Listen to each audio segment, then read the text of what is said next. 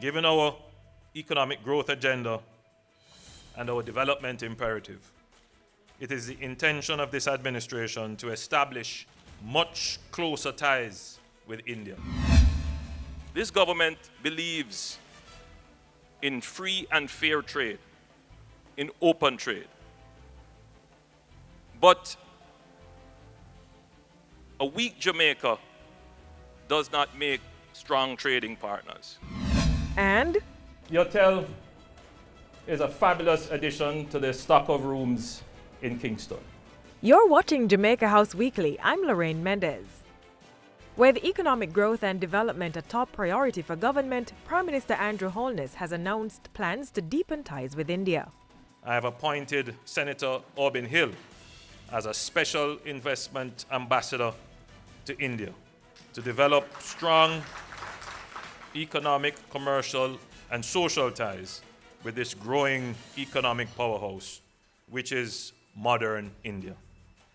The clear objective is to grow trade between our two countries and enhance our economic growth and job creation prospects.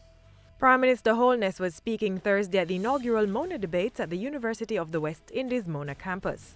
The debates were held under the moot, "Marginalized Jamaicans have benefited from independence." The debates also served as a celebration of the 125th anniversary of the birth of Dr. Baba Saheb Ambedkar, one of the founding fathers of modern-day India. His ideas are significantly relevant for a vast majority of Jamaican people whose ancestors also experienced almost the same discrimination during slavery and much of the colonial period. Dr. Ambedkar dedicated his life to awaken the social conscience of modern India. He was a social reformer, a champion of human rights, and an emancipator of the downtrodden. It is clear that this year's staging of Expo Jamaica is sending some powerful messages to the world.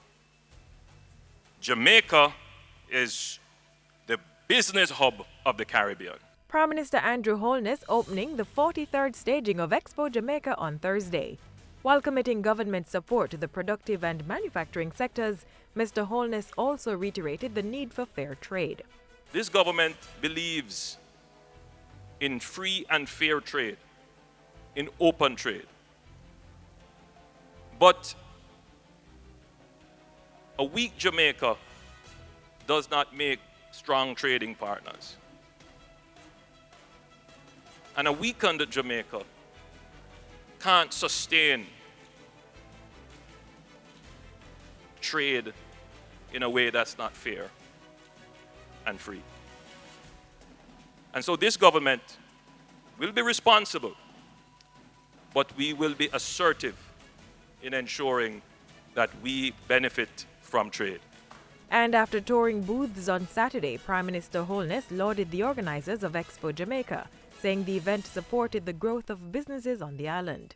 And what the Expo does is to bring the healthy, growing, strong, robust, vibrant, innovative, creative firms to a market. And it's a market for the buyers to come and look what products are available to take them to new markets. But it is also a retailer's market. Prime Minister Holness also paid close attention to the tourism sector this past week. On Friday, he officially opened the Courtyard by Marriott Hotel in New Kingston. The hotel is a fabulous addition to the stock of rooms in Kingston.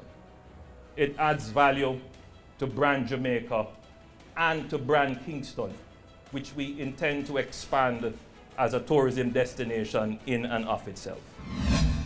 We know the expectations are there, and we have no intentions to disappoint. We intend to deliver on what we have committed to the Jamaican people. We will grow our economy. We will create jobs. We will reduce crime. We will build housing.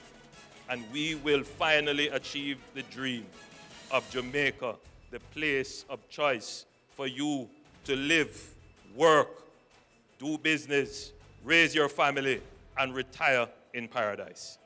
The Prime Minister's pledge as he participated in a town hall meeting in St. James. It formed part of a series of town hall meetings organized by the Ministry of National Security.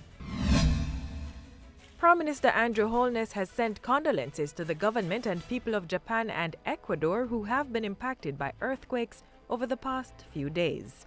Mr. Holness pledged Jamaica's support for those countries as they sought to recover from the damage caused by the natural disaster. Mr. Holness, meanwhile, has asked Jamaicans to keep Japan and Ecuador in their prayers. And finally, the office of the Prime Minister was strengthened last week with the appointment of a state minister. I, Clifford Everell Harold Warmington, do swear that I will be faithful and bear true allegiance to Jamaica. Everald Warmington, who took the oath of office last Wednesday at King's House, now has responsibility for works. His appointment was necessary to ensure that the newly created Ministry of Economic Growth and Development within the office of the Prime Minister was fully equipped to execute its duties. And that's it for Jamaica House Weekly. Join us again next time for more news coming out of the office of the Prime Minister.